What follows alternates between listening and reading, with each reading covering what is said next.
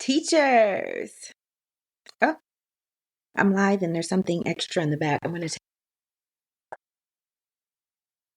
take much better. Anyways, so today is the end of Teacher Appreciation Week, and I have been a teacher for quite a while.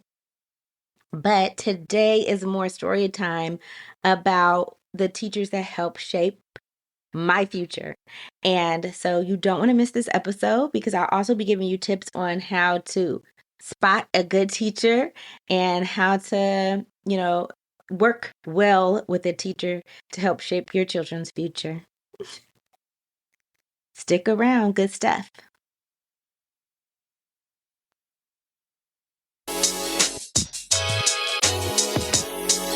Hi, thank you so much for joining. I am TD Flenaugh. We have this podcast to help parents and caregivers with having the resources, strategies, and to make sure that their children are on track for learning and to stay on success.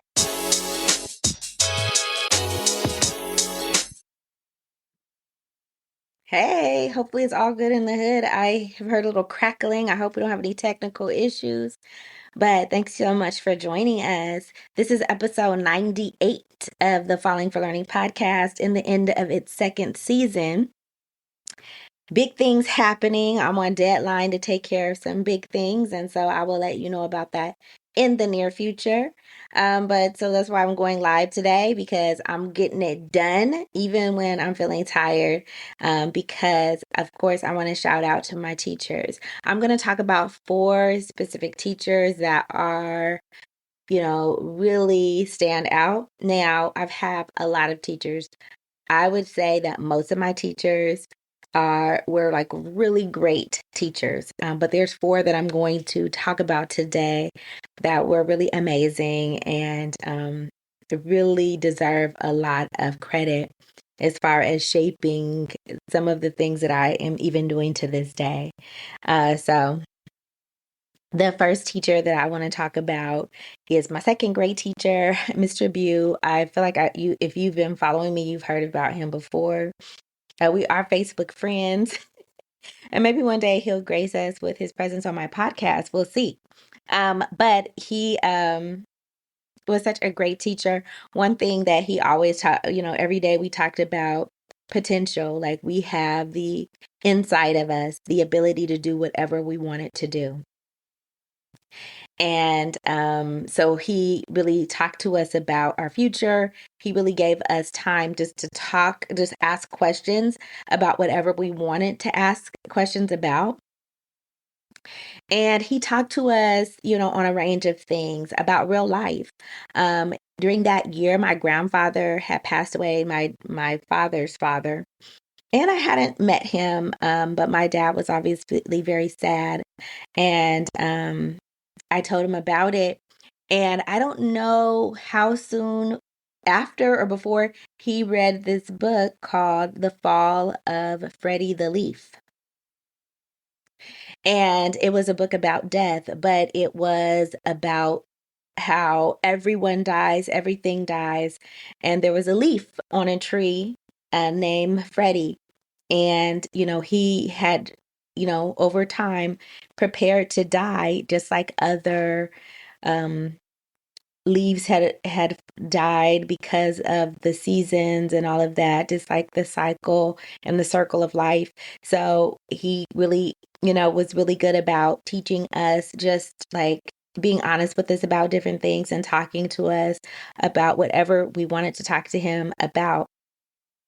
And so that was Mr. Bew. He was really about that. Later on in the school year, he also started talking to us every day about unique, right? Each one of us being different, and we have gifts that are unique to us that only we have, and using our potential to do whatever we want to do is really important. So putting those 2 things together really helped me to have perspective about who I was and who I could be and believe in that ability, right?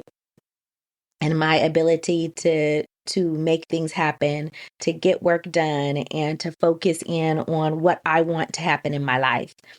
So Mr. Bew is, really just stands out to me.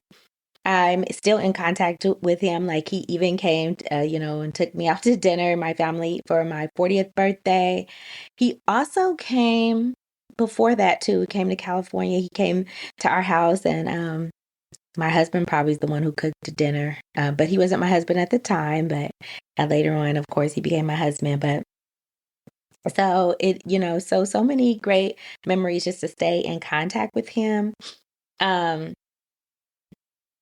Yeah, so, those are just some things like really not always sticking straight to the curriculum, but being very um, good about exploration for us, right? And if you are teaching your kids at home, that's also something you should be thinking about is exploration, really letting the kids drive sometimes the things that you're talking about and studying is really important. The second teacher that I wanted to talk about, and I've talked about her a lot as well, is Miss Nelson. Miss Nelson was my fourth grade teacher, and I actually didn't know that she was Black. She's very light skinned, light complexion, and but she was really a great teacher. She was really serious. And when I was in fourth grade, that was the year, that we had some separation in my family from, my mother. And, but what really stood out to me is just how she treated us like scholars. Like school was important and we were important and we could do these important things. And that's what it really got to me about her. Now, in my district, often kids read To Kill a Mockingbird in 8th grade or 9th grade, maybe 7th grade. But when I was in 4th grade, we read To Kill a Mockingbird. Now we were the highest reading group, but that's what we read. And I just really feel like that's when I found out about her being Black, because she was telling us about how she was passing in a swimming pool, and one of the white boys in the neighborhood was saying, she's Black, and then so she couldn't go to that swimming pool anymore. And so she was telling this story like in the middle of, in class, and in the middle of class, I was like, well, wait a minute, are you saying you're Black?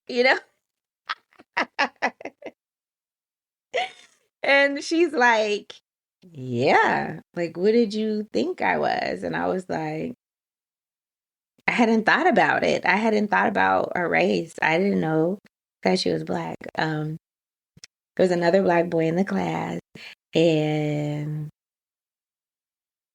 Frank, he was said that he thought she was like Asian, but you know how when you're that age, you just say Chinese or whatever. Because there wasn't a lot of diversity in Alaska, right? So, we were the two Black kids, and then we didn't even know we had a Black teacher. So, and we didn't discuss this. Neither Frank and I did not discuss like we had a Black teacher. But I was just very surprised, and obviously the rest of the class realized I was very surprised too. And maybe they didn't know either. I have no idea what they thought, because I was just surprised. But I was very well acquainted with Ms. Nelson because if you don't know, I'm cold phobic. I am against cold weather, and I did grow up in Alaska, just to tell you. Okay. So part of my becoming a teacher, I do attribute to my cold phobia. Okay.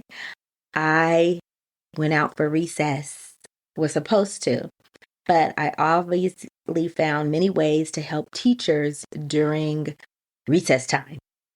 And I helped grade papers and help put together bulletin boards and organize things and all of those things. And of course, those skills are still used to this day. And so, we talked about a lot of things, and she was very helpful. I remember she even gave me like a hygiene little packet because I guess I was a little stinky. So there's some information. I was a little embarrassed, but she was all about the business for me. To back things up a little bit, um, going back to not having that much diversity, my second grade teacher, Mr. Bew, back to him, I realized when I got in his class, I had moved away from Fairbanks, which was, a city in Alaska, into North Pole, Alaska, which was less diverse, not a bunch of diversity in Fairbanks, but much more than in North Pole. So I was the only Black kid in that class, and I was feeling a certain kind of way. So I don't know, future nerd or current nerd, forever nerd, whatever. I found a book. I, you know, impressed upon my mom that I had to have this book. And I got the book, and it's called Why Are People Different? And my teacher read that book to the class. I read it, I wanted him to have it. He said he read the book every year to his class. And um, why do I cry on this podcast sometimes? Not always, but sometimes. But anyway, when I became a teacher, he sent me the book. And I actually didn't remember it until he gave me the book. He sent me this book. And that's when I remembered, but I didn't remember it before then. So I was like, yikes. I don't know who I was in second grade. I mean, a lot was going on. But yes, I just had the forethought, like I gotta get a book for my teacher. And why are people different? And it talks about, I think I maybe passed that book on to someone else, but it was a great book, obviously. And it was amazing. Anyway, enough of that. Anyway, one other thing about Mr. Bew, he sometimes if I was having challenges, he would like come and talk to me. Even when I was in Miss Nelson's class, if he was like having music, he was like, I guess Miss Nelson or somebody would talk to him about my challenges, and he'd like, I would be able to go and talk to Mr. Bew during my like little upset times. And that was amazing. Like he just kind of followed up with me. Um, One thing that we still laugh about to this day, my mother and I, is that Mr. Bew on my report card said, Taisha is finally learning that she's human and she can make mistakes or something to that effect. So, because if you also know about me, I am a recovering perfectionist, and I was full-fledged perfectionist back then. And, I would get upset if I missed something on a paper and whatever. So he was, just giving a little report card comment about how I was learning how to accept mistakes. There was many more years of me torturing myself over not trying to make mistakes, but I had some inkling of getting over it in second grade. Little moments, I guess. Back to Miss Nelson. Miss Nelson was really good at she really like in fourth grade prepared me for college. Like, how crazy is that? She told me about academic scholarships, and I know I've talked about this on the podcast before, which I only knew about sports scholarships before Miss Nelson. But I already did really well in school, really would get, basically had a little meltdown if I got less than perfect. And so to know that you could get a scholarship for getting good grades was just amazing to me. And of course, you know, that's what I aspired to do from that moment. And of course, that happened. I got an academic scholarship going to college. Um, she told me the courses to take. She told me the like to challenge myself with, hard courses, advanced math, and I did go all the way to calculus and when I was a junior in high school. And she also told me about activities to take. And she was like, whatever activities you take, make sure you get leadership roles, make sure you stay involved with it for 4 years or more, or 2 years or more. She really was telling me about what to do in fourth grade. And I remembered those things. She even was specific about give people 2 weeks ahead of time before your scholarship you're going to need, she was saying you're going to need recommendations. And, I'll get into this right after these messages.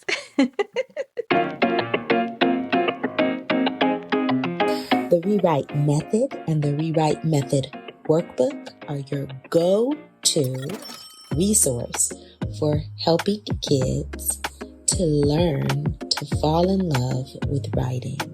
It has the tips, tools, resources, strategies, and skill-building activities to help kids fall out of writing hate and into loving to write. Get your book set today.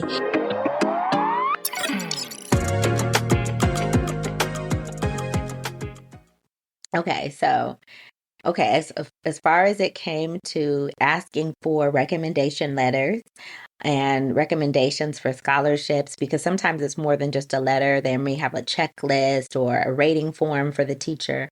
So she said, give them 2 weeks ahead of when it's due. So if it's due on the 15th of June, tell them that you need it by June 1st. Ask them 2 weeks ahead of time. So you're asking them on May 15th. And then she said, make sure you write them a thank you letter afterward, right? So these are things that my family wasn't teaching me. Like, she was teaching me these things. And, that was amazing.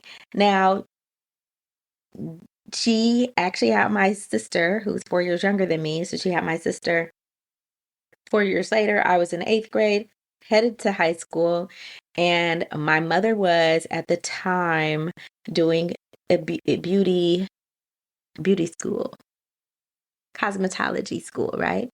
So Miss Nelson would go get her hair done at the cosmetology school. Now, this I think is like so like genius, right? Because she did not get her hair done by my mom, right? Because that could be complicated if she doesn't do a good job, blah, blah, blah. She got it done by someone else. And then she went to my mom and talked to my mom about me and was like, what class is she going to get it for high school? She needs to take advanced class. And then she told me to take them. But again, that's not all within my realm of control. A lot of that has to do with parents, right? And in middle school, I was in advanced math. I was taking algebra as 8th grader, right? And so I had taken pre-algebra in 7th grade, algebra as an 8th grader, and I advocated for that, was able to do it. So then in high school, I wanted to take like algebra 2 or whatever the sequence is after that. And my mom was telling her, oh, well, her progress report, she didn't get an A, she got a B. They're saying that maybe she needs to take algebra again. And they're like, no, they're going to say that, but she needs to be in the more challenging classes to make sure she's prepared for college and all of that. And she said, so they're going to tell you that, but you make sure you tell them she's going to take it. And of course, I got an A by the end, but they make the course decisions before that. And she's like, and I didn't even know this part. Like, this is like an update because my mom told me maybe like, I feel like 2020. So not, very recent. That she told me like that Ms. Nelson was like following up, telling her exactly what the school officials were going to say and what to tell them in response. So she was so amazing. Like, who does that, right? And knew not to get her hair done by my mom because, again, it may complicate the relationship, but got it done by someone else and made sure she followed up and talked to her and told her what to say. Because parents, you don't always know what to do to advocate for your kids. You don't know the inner workings. Some parents will try to tell me they think they know what's going on and they don't. And they think they know, but they don't. So listen to the teachers. And even though you think it may not make sense or you've heard how it was before, things change. And in a particular school district or a particular area, you don't know how it works. So let the teacher guide you and listen because they know. Okay. And so I got into my advanced courses and all of that kind of stuff. And of course, when I went to college, it wasn't a big deal because I had been taking challenging classes. So as I was going through matriculating, challenging myself, everything was just a little step up and I was never overwhelmed. And when I was overwhelmed in calculus, but really that had to do with the teacher. And I'm not going to say her name, but that was the teacher. She was messing up. But I got tutoring because I was a tutor, so I have access to tutors. So anyway, I'm not gonna poo poo on the teacher, okay? But I don't remember her name anyway. But anyway, so I've talked about Miss Nelson. She also was really helpful about really taking me through the writing process and really taking ownership of the writing process. Writing on napkins, writing on scratch pieces of paper. When ideas come to you, that's when you write them. Like, when you wake up from a dream, write it down. Like, she was about business when it came to writing and being a scholar and what it meant to be a scholar and about studying. I mean, and so she taught me so much, and I just really love her for that. She was a serious teacher. So this is what I want to say. Like, I feel like Ms. Nelson, like, I don't think I am the teacher that any of my teachers were that I'm talking about, but I feel like I see a lot of myself in Miss Nelson. Like, I'm very serious and I may not be like that sweet popular teacher, but I'm about business. Like, I'm going to help you get what you need, right? I'm going to push you and challenge you to do more than you wanted to do. And of course, you may not at the time really love it. Now, because of the super nerdiness I have, I loved it. But some of you may not love it, right? You're like, okay, she's doing all this, she got us doing all that, and may not appreciate it, but you will need it in the future. And you will think back, like, oh, my teacher had me doing this. I've done this before. And maybe you don't appreciate that teacher, like the popular, very sweet teacher that, was always like fun. Even though I really talk about falling in love with learning and I talk about how important it is, but it's something I have to keep reminding myself too, because I'm very serious when it comes to education and really challenging kids to do more than maybe other people would have them to do, or people say, oh, that's too much. But I'm like, I'm going to scaffold you there. I'm going to get you there. So please know that when teachers are challenging or pushing your child, that they're not trying to be mean, that they're trying to get them prepared for the future and set them up for success and give them a competitive advantage. And sometimes some parents push back and like, okay, that's too much, or blah, blah, blah. And other teachers will even do that, who have low expectations for the kids. They have that pobrecito kind of thing going on. And, I'm not about that. I believe your child is brilliant and they can do brilliant things. And I believe that they can struggle through it with my support. I'm right there. I'm not leaving them out in the cold to struggle. I'm right there with them, supporting them. So please, please don't commiserate when your kids are trying to say things are too challenging. Work with your kids and let them know that they're able to do hard things because they're brilliant and they have the ability to do so. So I'm going to take it. So I went to my second, then I went to my fourth grade teacher. I'm going to go to my third grade teacher, Miss Coerr. Now, I have not talked about her very much. And, but she's like a really short, petite lady. She's really cute. She wore like a really short haircut. And she really respected us as like scholars. And, she we lived right, our not we lived, but our school was right by the woods, right? And Miss Nelson, not Miss Nelson, Miss Court would have us go and do like nature walks. And she would hold up in her hand a moose nugget, which is poop, right? She would be like, here is moose excrement.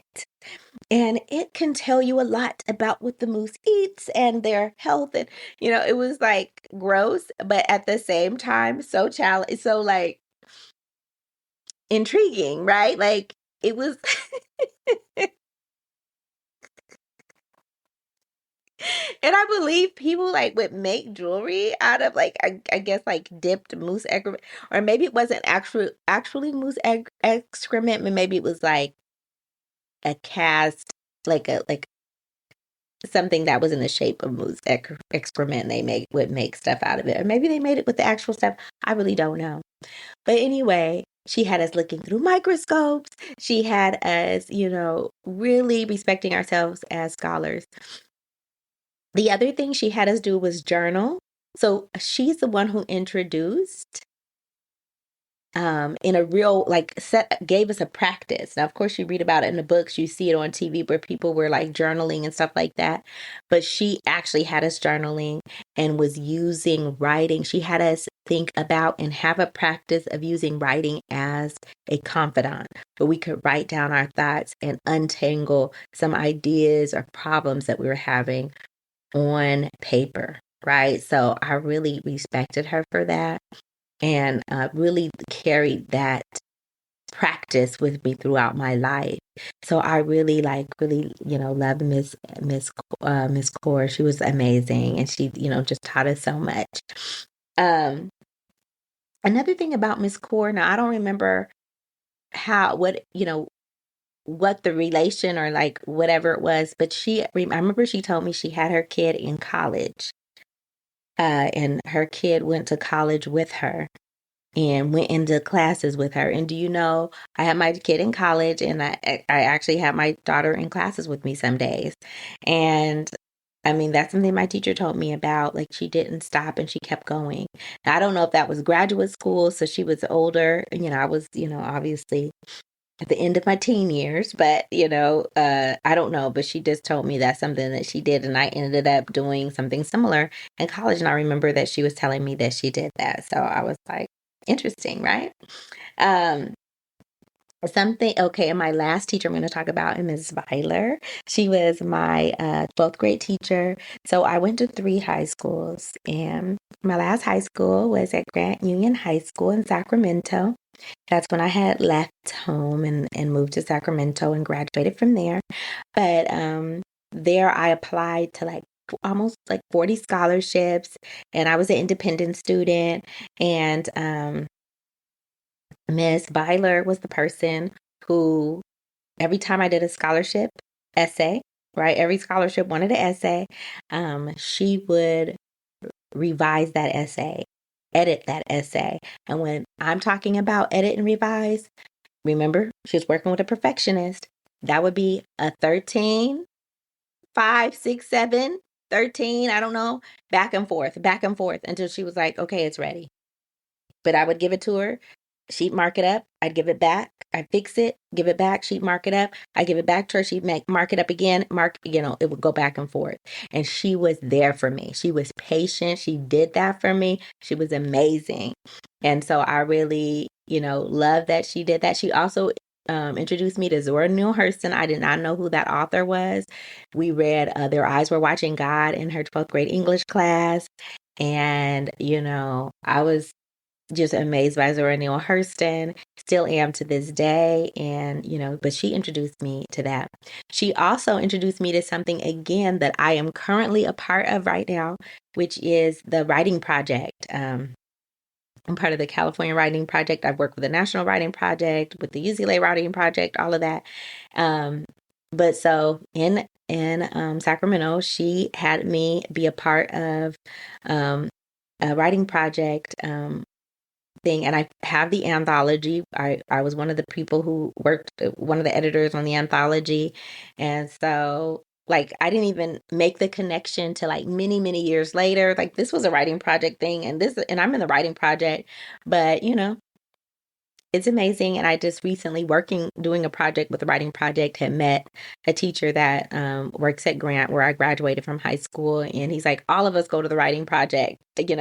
So I was like, wow, it's still going. And, just something near to dear. It's like, means a lot to me as a writer. With the writing project, we develop ourselves as personal writers so that we can actually speak to how best to teach writing. And so Ms. Byler did that for me. And, really all of those teachers put together, really helped me to become the person I am today, the teacher I am today. And I just really want you to know that teacher appreciation is a time when you can just say thank you to the teachers a little. You don't have to spend a lot of money, but it means a lot if you just write a little note or a letter or something and tell them you appreciate them, because it is a work of love. Like, we are like pouring into ourselves, like things that we could teach you about life. I was writing something today and I started this podcast to help parents and educators, like help kids towards success. And someone's like, success in school? And I was like, no, success in life. The whole point of school is to make sure that our kids are able to function as adults, in the world. And so, no, it's not just about them getting an A in school or a B or passing a class. It's about them being able to take these skills and use it in their lives so they can have a fulfilling life and a happy life. So I am saying happy teacher appreciation to all the teachers out there. Thank you for what you do. All of my teachers are amazing. I only have a 30-minute podcast usually, and I chose 4 teachers to talk about today, and that's Mr. Bew, Miss Coerr, Miss Nelson, and Miss Byler. I love all of you, and I hope you are living your best lives and, carrying on your legacy wherever you go, because I'm part of your legacy, and I appreciate you. And I hope that you do something today, all of you, educators, parents out there, to give your kids the competitive advantage. Thank you. Thanks again for supporting the Falling for Learning podcast. New episodes go live every Saturday at 5 p.m. You can watch us on youtube.com at Falling for Learning, or listen on all major podcast platforms such as Apple, Google, Audible, Spotify, and much more. For more resources, visit fallinginlovewithlearning.com. We really appreciate you. Have a wonderful week.